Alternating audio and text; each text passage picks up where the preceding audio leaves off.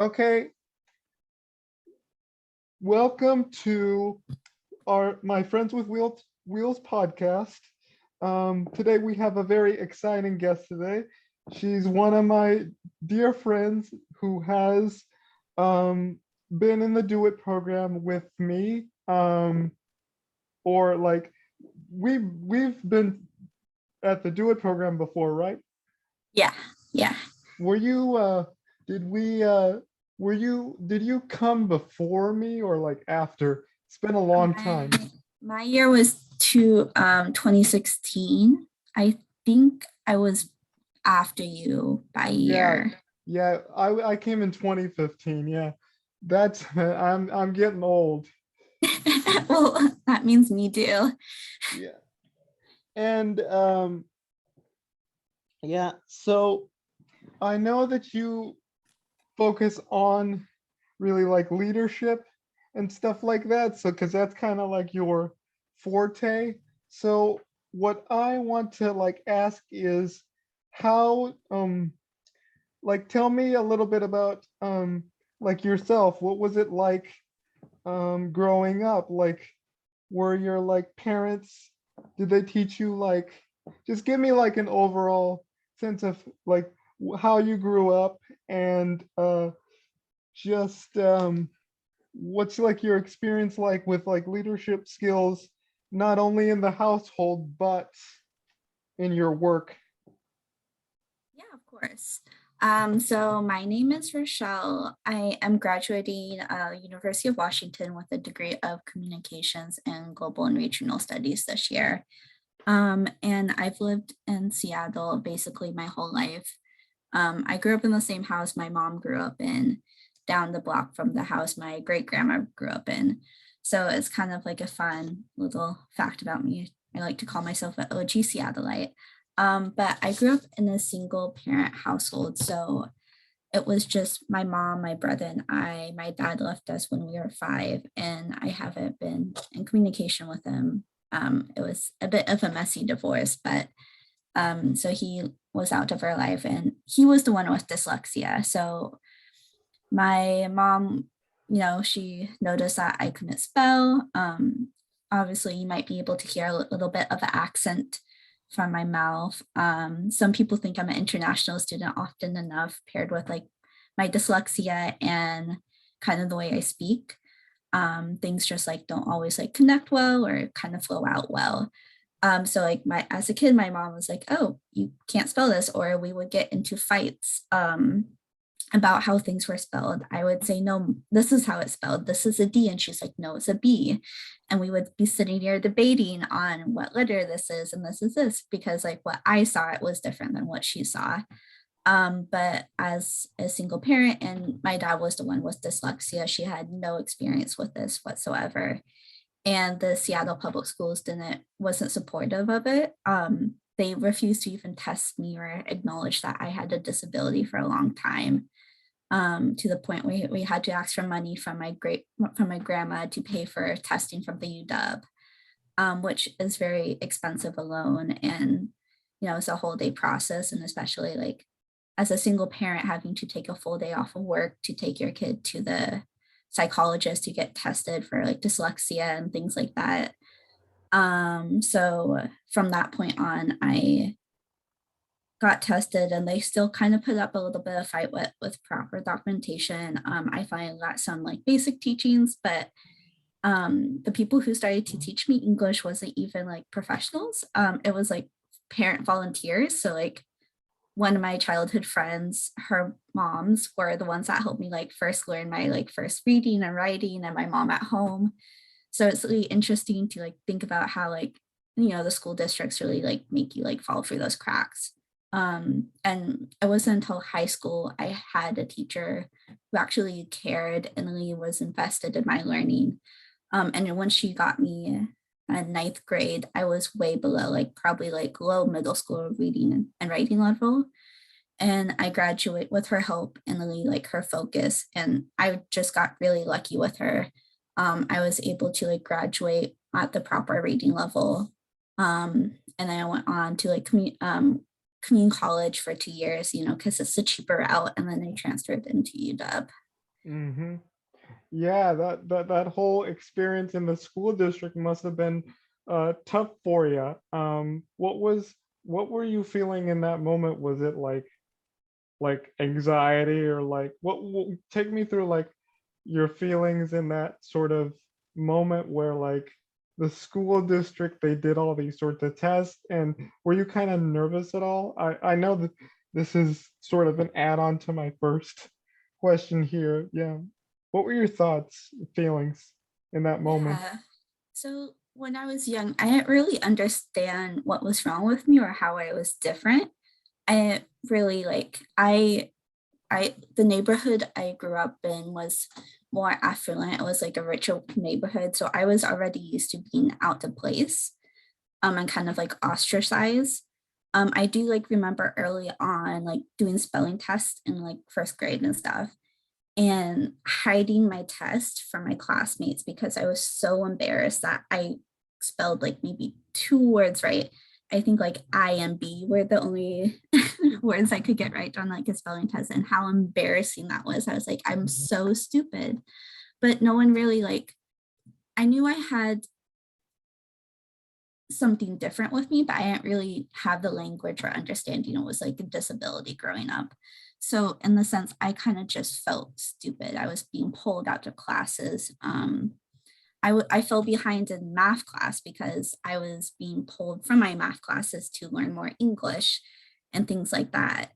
I didn't have my mom didn't have the testing or the money or financial stability to put me in these fancy tutoring or these dyslexic centered private schools.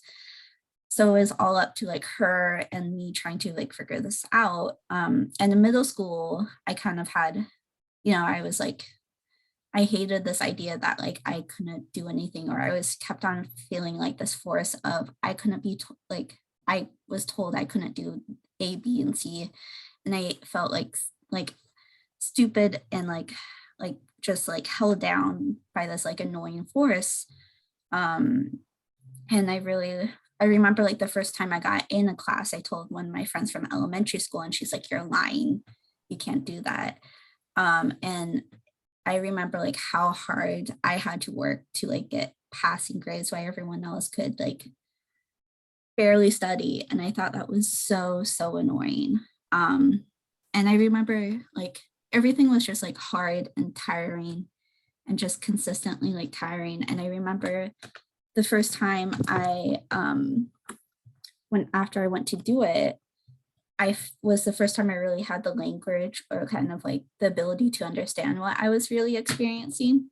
It felt like it wasn't all in my head. It was more of like a reality of like, oh, this is what I should be asking for, or something like that. And, you know, for the Do It program, they give you a laptop for free to take to school or to use with a bunch of like accessibility tools and whatnot, things like that.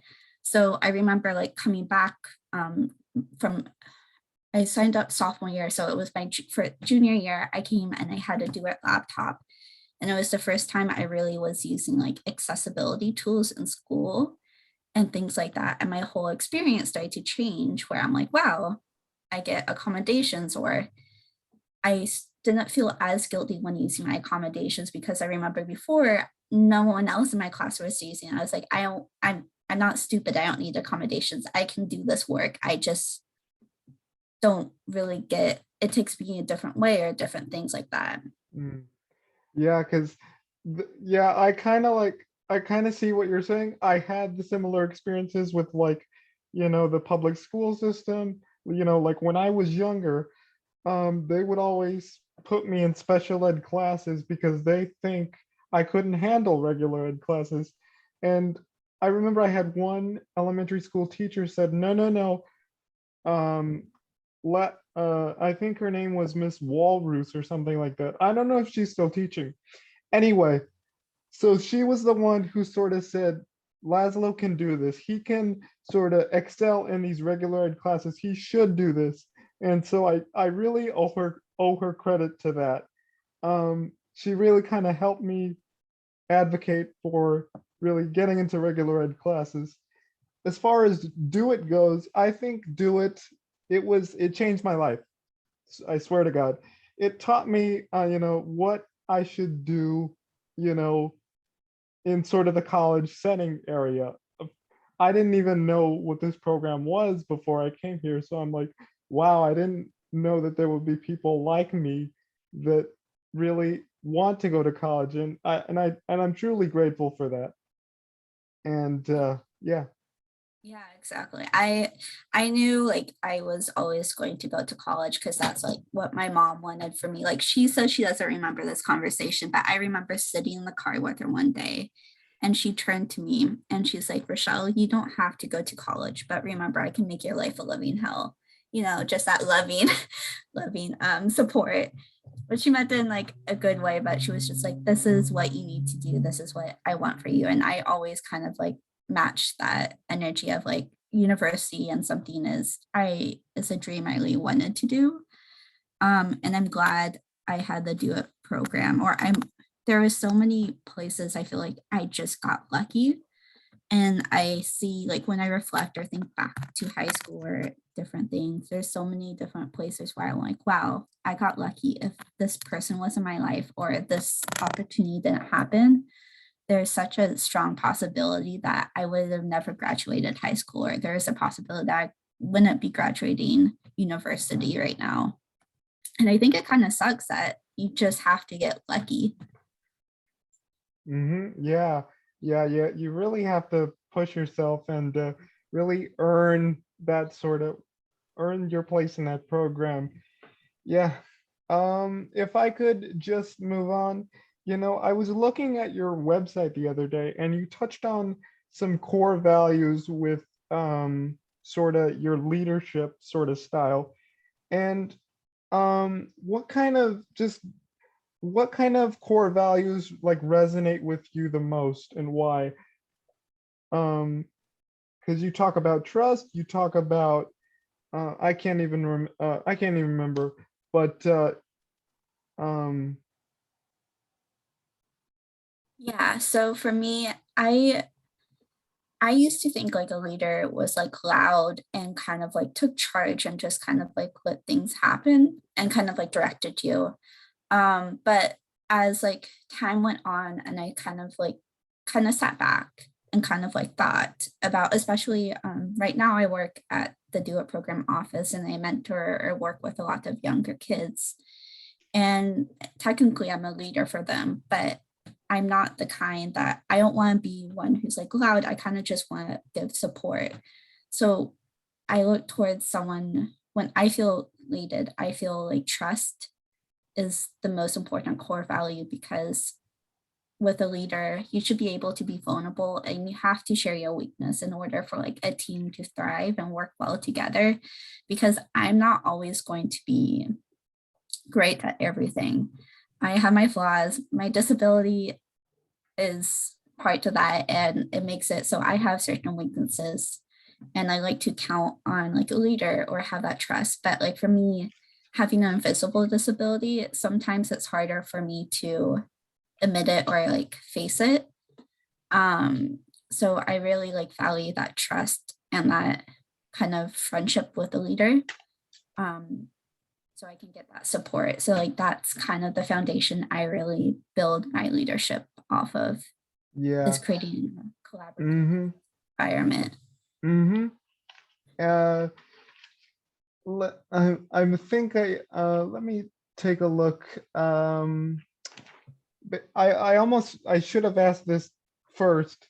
I should have talked about like your experiences with like how does your I know I should have asked this before, but how do like your experiences in leadership um really sort of translate into your work, um you know like take me through like what have you done leadership wise in your work and how does that sort of help you shape yourself as a person, talk about issues in the disability community, things like that. I know I should have asked this before the last one, but Of course, it's no yeah. problem. So I don't necessarily like view myself as like a big leader in the disability community at all. I think I'm relatively quiet and I stay in my lane. And I think like right now that's because I am like in a time of like reflection or trying to like figure out what I want and like what my like disability really affects me. I like recently came to terms with like the idea that I really don't even know what dyslexia fully means to me. And I like need to like go back and kind of realize some things because like right now I'm facing incredibly like harsh burnout and overwhelming feelings and just so many things happened this year that like it caused me to stop and think, wow, I need to go back and redo and relearn so many things. Um, but prior to that, I think Duet's probably one of the more bigger parts in my current history where I've like taken a leadership role. Every summer, for the past like 4 years now, I think I worked at the summer study, which we were talking about earlier. And since COVID, it's been virtual. And I work with students like maybe 101 or a group of like 10 students or speak at panels and kind of like show my experience and give them that for an ability. And yeah, kind of like that. But in most recent reels, I haven't taken any big like leadership roles or things like that, just like smaller spectrum things. Mm-hmm. Yeah. I remember I've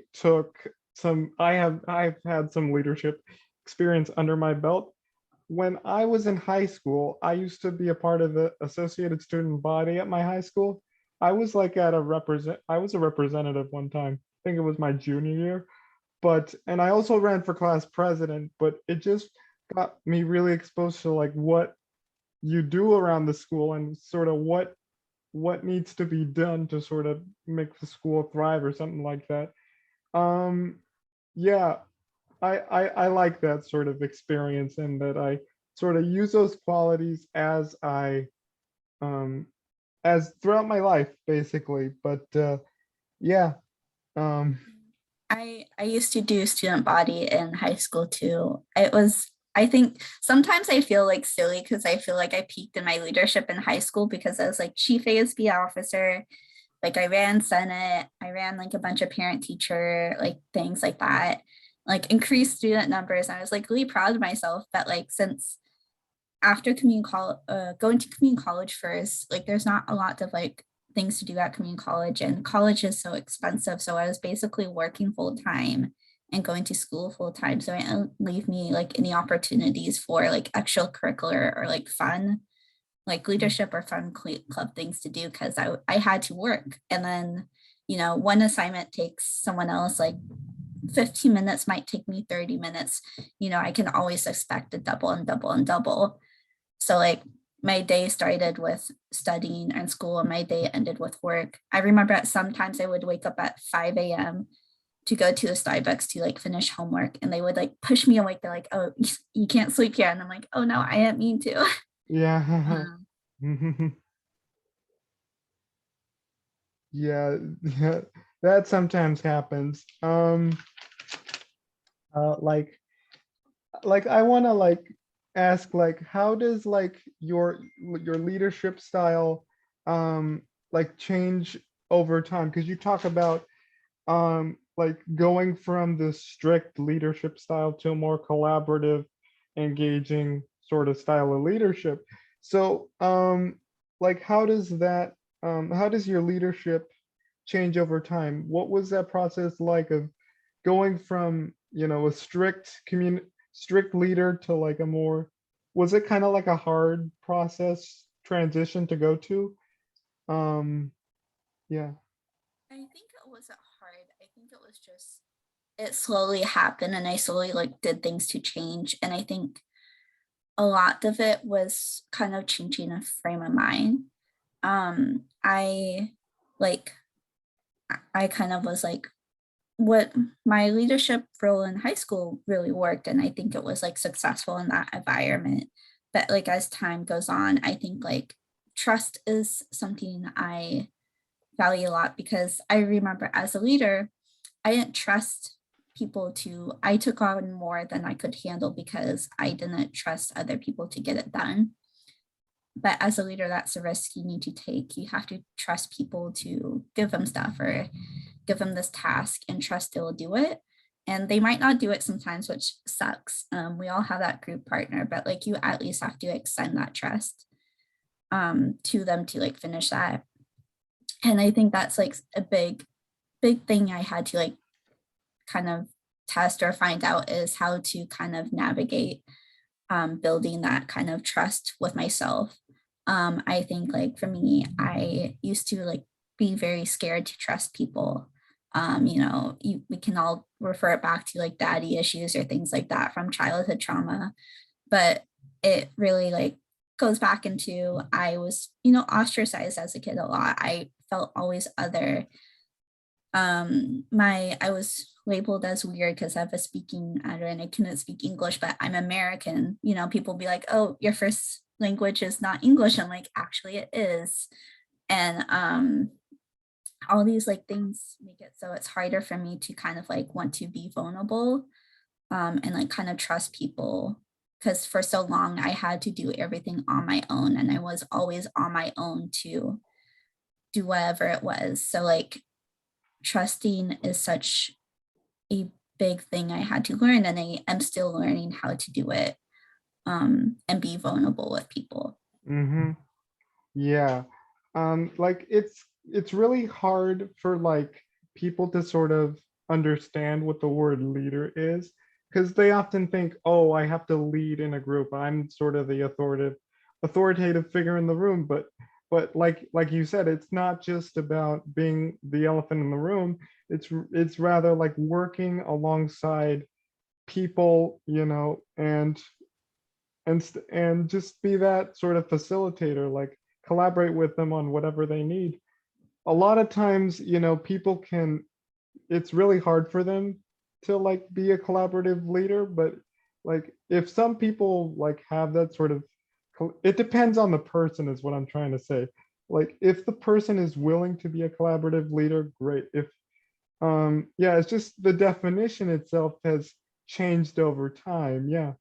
Um I think it also goes down into like I used to view like success as my own. It was kind of like a good example is I used to play soccer a lot, which is more of a team collaborative. And one goal is not just your own goal, it's the team's goal. But then I switched over to fencing because I liked that it was I either lost all on my own or I won all on my own.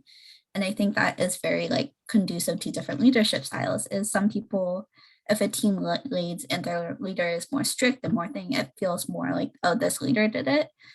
But sharing those successes or supporting parts of your team to like have the spotlight or share that kind of warmth makes me feel better. I think I used to like want to be responsible, like be acknowledged for like the success or be like, oh yeah, this is because of me or this is I did this. But now I feel more comfortable in being in the shadows and uplifting and supporting individual people so they can have that. And kind of, I don't necessarily seek as much as the acknowledgement that I used to crave.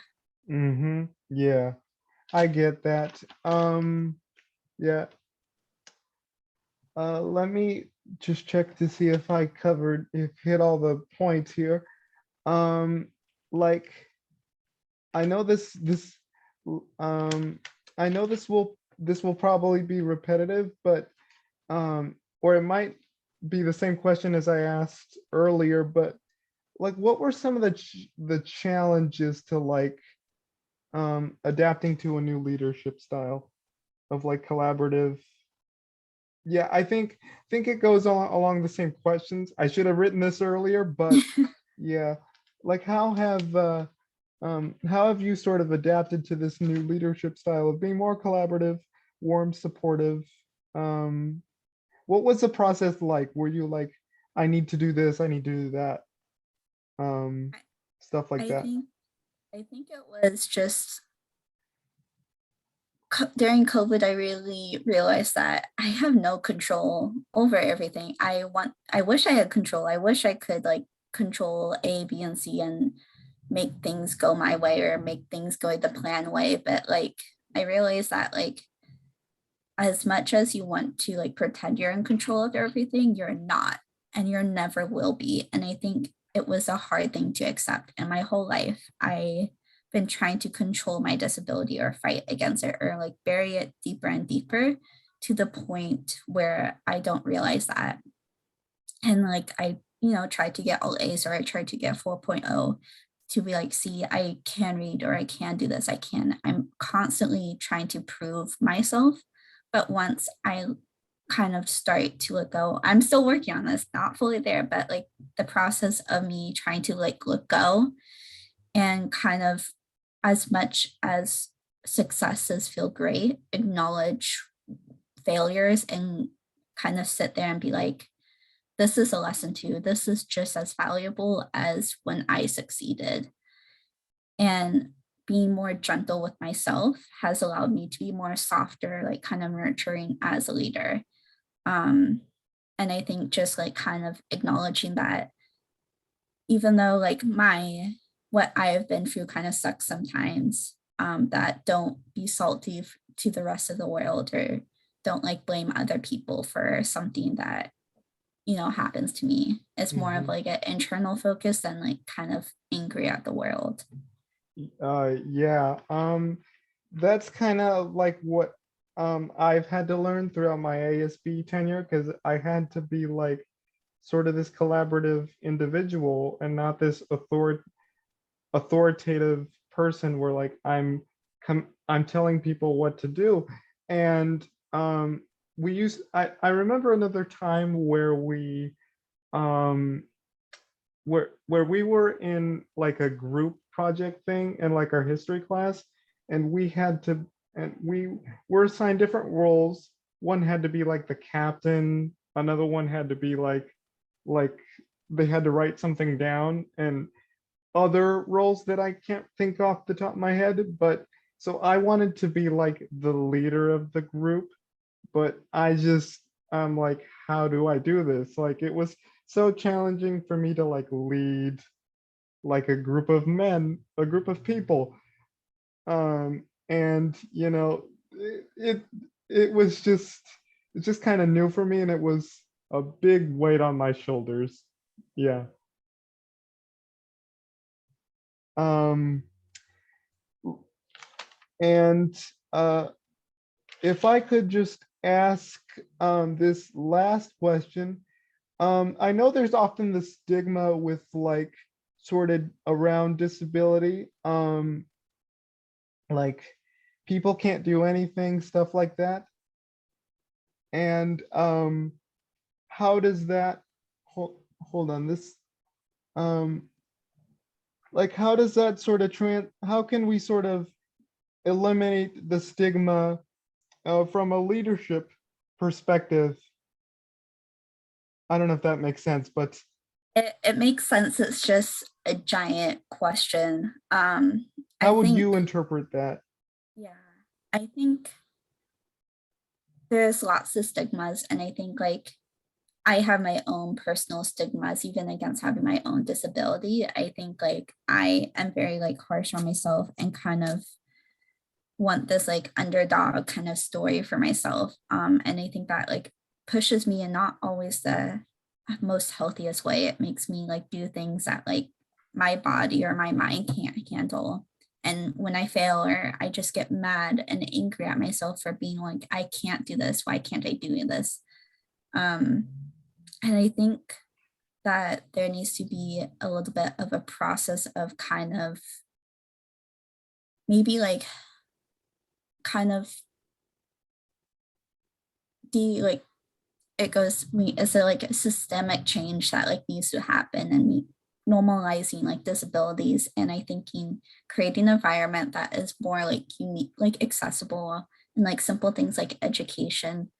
And I think just making like things that like shouldn't be a challenge not a challenge anymore, like, and creating unnecessary barriers to make that like kind of like feeling of, oh, I can't do this, so I need to prove someone wrong. I can do it. And I think those are like all important things. But again, I'm just a person with a disability. don't have all the answers or haven't done the studies. So I'm Yeah, not sure. It's hard. yeah. Like for me, as long as you have like a good supportive peer group, a good supportive system, you will do well because those people will like support you along the way. I've had that in my life. So it's really good to have a peer group that you can count on. Yeah, I agree. And I think finding those resources are important, but I understand that it's not always the easiest thing to do. And, finding resources and stuff, sometimes you're just lucky. So I think it's important to make more resources or more kind of disability awareness sounds like not enough, but kind of like transparency in the experience of having like a disability. So like you feel less alone and kind of I wish like I've heard more from like people with disabilities or disabled people earlier in life. So I didn't feel so isolated and so alone. It's like annoying to like read stuff about your disability written from people who don't have your disability.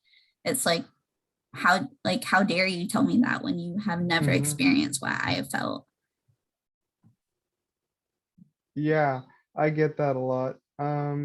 It's really you really gotta work on that. People gotta work on that sort of to be more aware and be more mindful. You know what I'm saying? Mhm, Uh, exactly. yeah. So anyway, thank you so much for taking this time to do this podcast, and I appreciate talking to you. Yeah, thank you.